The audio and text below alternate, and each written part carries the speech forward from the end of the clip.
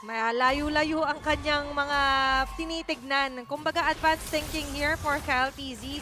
And aside from that, balikan nga natin yung takutan serye later on na pwede nga natin i-expect. But sa ngayon, ito pa rin yung presence talaga na pag meron kang Jawhead, nakakampi. Yes. Gusto ko lang din na banggitin, sorry. Oo. Sige, tuloy mo. Oo, okay yan. Kasi yung Jawhead talaga, ang tendency ng Jawhead, di ba, yung opposite, yun yung ililish niya para mabilis.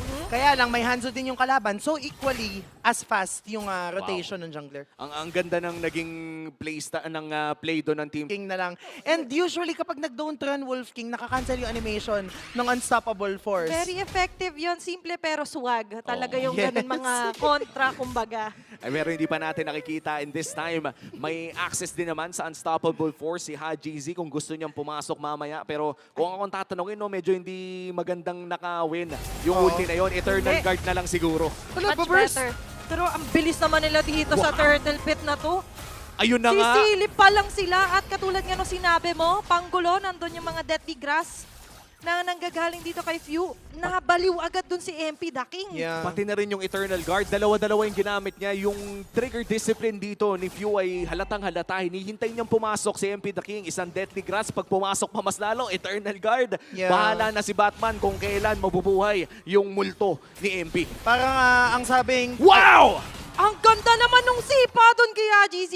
Although, meron siyang purify, pero just imagine kapag naulit pa yon and nakikita natin all throughout, yun yung mga pwede nating makitang plays for Falcons. oh, parang ang maganda dun sa sipa ni Flap at TZ, pag sinipa niya, meron pang bato galing kay Ogwen, tapos patayin sa shokot yung ginagawa ni Few. Ano, pinapatakin na nila sa Shoko. Dito si James for with the first blood. Pero mukhang hindi yata nila doon. Basta-basta lang tatapusin ng laban. May kasama pang sticker doon si Flap TZ. Hindi lang kasi basta-basta crowd control ang meron ng Team Falcons dito. Ito yung tinatawag nating displacement kung saan yung stun ay may kasamang pangtanggal sa pwesto ng kalaban. And for Twisted Minds, naka-Fury man si Outplayed. The same could be said for Haji Z, pero kay Escalera and kay James, honestly for MP The King as well, ay pag nabalibag o nasipa, Tuloy-tuloy. ay tuloy-tuloy na. Kumbaga parang sapilitan kang dinala sa gala na ayaw mong puntahan. Saka ito yung time na parang nadapa ka na nga, pinagulong-gulong ka pa dito ng Team Falcons. Kawawa naman yun. Sobrang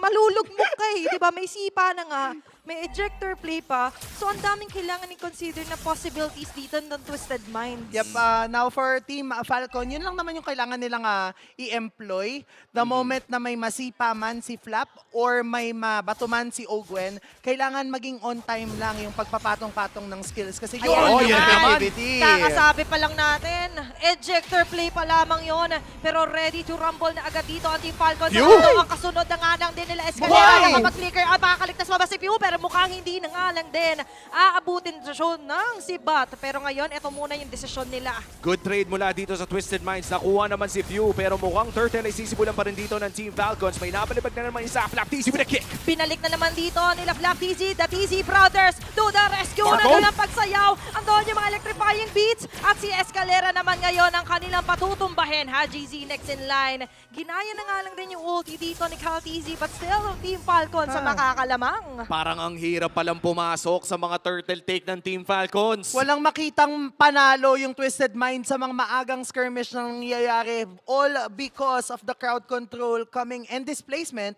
coming from Team Falcon. Sumama si Super Marco, nararamdaman na yung bawas coming from the heavy crossbow, and yung pagsayaw coming from Kyle TZ, yun yung naging effective para sa kanila. Kaya kung titignan natin dito sa ating instant replay, this is the layering that we are talking about. Wala man si Few, their kit is more than enough to tear down James. At habang nangyayari yun no, at Athena may kaganapan pala hanggang dun sa taas, oh. Gusto nila laging may ganap dito na nakikita natin for Team Falcons. Wala silang inaaksaya na oras, and especially onto the spacing. Flap TZ lagi at lagi may target. At kakasabi ko lang ng target, MP The King is down. May kasamang pag-agaw ng purple buff.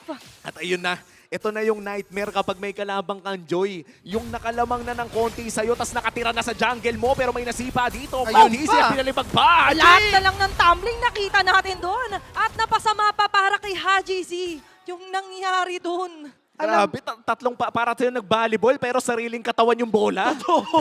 Parang bumagsak na yung bola, spinike, pablinak na lahat na ng ginawa. And kahit naka-purify si Haji, isa lang yung pwede niyang ma-purify dun eh. Kaya, Oo. and ang ganda nung layer na yan from Team Falcons. Parang ang volleyball, may receive, may spike, lahat na ng pwede nilang Yes. gawin. Pero as much as possible, nakikita rin natin ngayon parang malaya ang buhay ni Super Oo. Marco. At masamang pamitain to, no, if you're Yeah. Twisted Minds. Kung hindi napapatay si Super Marco ng early, kadalasan ay grabe talaga ang scaling. So far, one of the, for Savage, napakadami ng Maniac. Yung late game payoff talaga ng pagpa-farm dito ni Super Marco ay guaranteed. Ito yung masasabi mong gold laner na kapag pinakain mo ng early game, ay talagang bumubuhat ng late game. Parang ano yan talaga eh. Kagaya nga ng binanggit namin kanina, kapag ikaw ay may isinuksok, may madudukot, yun talaga yung investment na Yeah. meron sila kay Super Marco. For the rainy season, Yeah. kasi hindi naman palaging panalo, laging paldo, pero dito maganda yung initiation ni Flap TZ, kaso medyo mahuhuli. Andito na nga ulit yung pagsunod. Gwen, ihiwalay doon sa eskalera, sinasalo lahat ng mga deadly grass, at nandun na nga ulit yung mga pagpagsak. Super Marco with a kill. Haji Z and Wow! eskalera! Mahahabol pa nga dito! Super Marco with a double kill.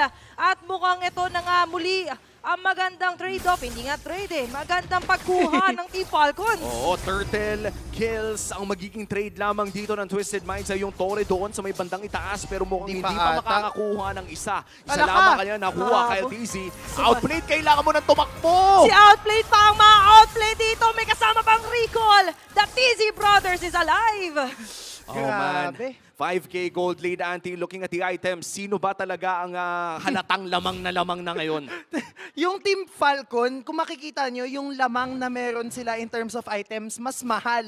Yung mga items na meron sila, Holy Crystal is the most expensive item right now if you are a mage. And meron na niyan ngayon, itong si Kyle TZ. Oo. Pero sa ngayon, ito rin yung medyo pricey na move para dito sa Twisted Minds. Boy, si Ogwen. Sila sumusugan na nga lang din, humahabol doon si MP the King. Ogwen is down, Kyle! Kyle doon sa pinakalikot na target doon. Sila Haji, Z and Jace, napakasakit. Andun na mga free hit galing kay Super Marco. Aatras ng konti dito ang mga members ng Twisted Minds. That was honestly amazing coming in from Twisted Minds.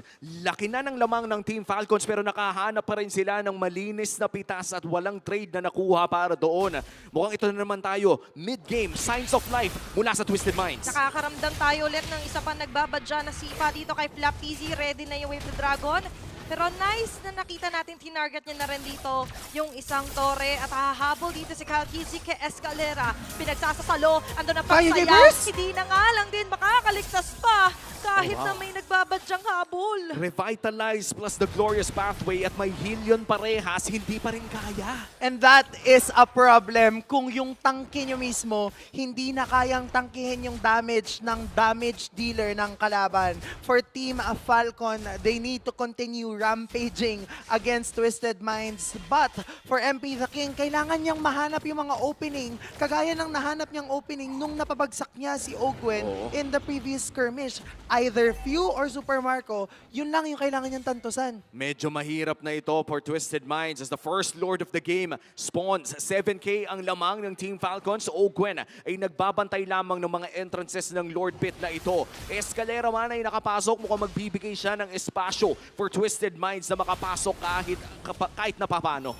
Naghahanap sila dito ng target. Ogwen ay merong unstoppable force. Si Escalera ang tatargetin. Medyo atras. Kyle TZ sumusugod sa apat. Nandun agad ang sayaw. Pero for Escalera, maaga ring nalatag yung kanyang carpet Oo, dito. at, Yeah. ang laking bagay nun kasi kung ikukumpara yung cooldown ng Electrifying Beats, parang ang laki ng diferensya nun sa Glorious Pathway, no? Yes, I think Electrifying Beats will be up the second time na magkaroon ng Lord Siege. Whereas, for the Glorious Pathway, medyo mas matagal. I think more than 30 seconds. Ito na nga, meron ng Electrifying Beats ulit si Kyle TZ. So yung burst na meron and yung CC immunity dun sa pagcast ng Electrifying Beats, for sure meron na siya. Oo. At itong Lord ay mukhang hindi pa ititake ng Team Falcons. Silipin natin ang items ng bahagya. Yung Joy ay napakasakit na talaga. Mayroon pang Wishing respect, may Lantern. Wishing Lantern pang kinuha.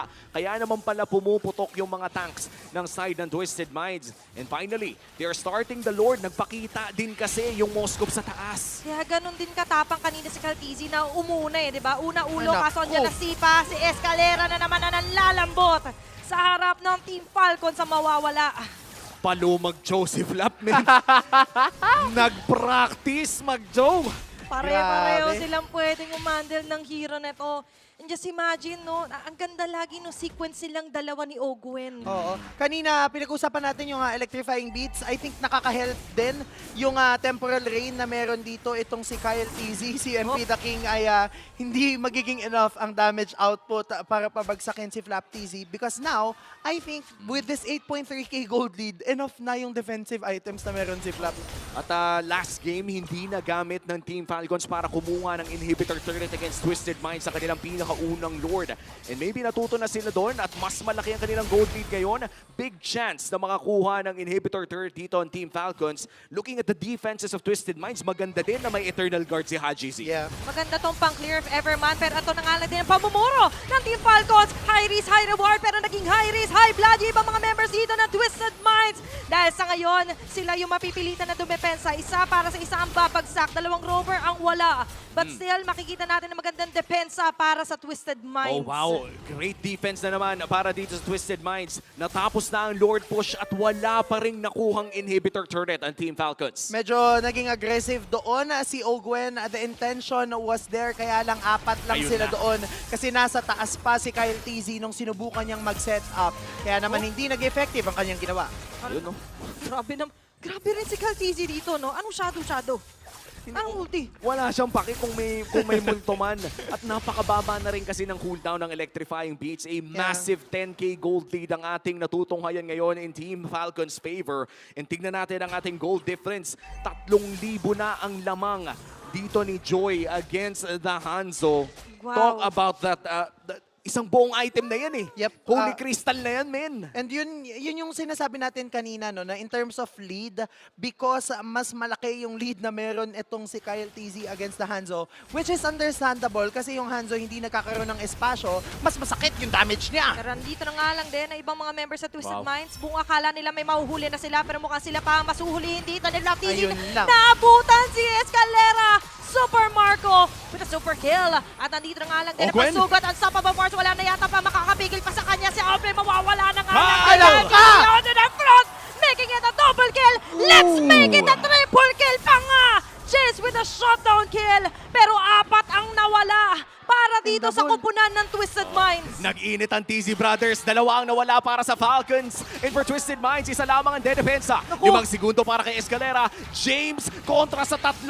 Ano kaya ang gagawin niya para makadepensa dito? Diretso lang ang tingin. Gustong-gusto niya i-clear to. Nag-aantay siya na makakasama. Mabubuhay naman na si Escalera. So still, makakahinga pa kahit papano dito ang Twisted Minds. Oo. 3 inhibitor turret, anti at magkakalord pa. Luging-lugi ang Twisted Sumibat! Minds. Oh, Sumibat! sumama! Nandito na! Sumalubong! Palaban! Nandito na nga lang din na maganda Palakpak! na Oy, mga ultimates. Kaso nga Outplay! lang si Outplay naipit. At nakuha rito nila Super Marco Oh my Escalera. gosh. The only man remaining dito may bandang Jungle Cup ay tatanggalin na rin with a triple kill ni Super Makmak. They took the gamble. Binato ni Outplay ng Spear of Destruction at sinugal nila ang larong ito. Ngayon, magbabayad sila ng presyo. Mapipitas nga ba ang bulletproof na si Marco? Medyo mas mataas ang presyo dito dahil nandito nakatutok ang mga Falcons. Dire-diretso lang ang tingin. Tinanggal na rin si MP The King. GC is the only man left. Pero diretso lang ang tingin.